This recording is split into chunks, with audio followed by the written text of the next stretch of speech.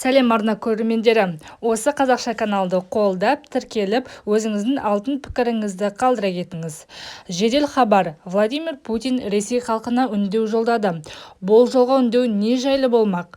Владимир Путин Ресей халқына үндеу жолдап, елдің тұтастығын қорғау үшін бар мүмкіндікті қолдануға дайын екенін мәлімдеді. Ол ақш, Ұлыбритания мен Еуропа одағының Украинаны Ресейге қарсы әскери операция ұйымдастыруға итермелеп, мәжбүрлеп жатқанын айтты.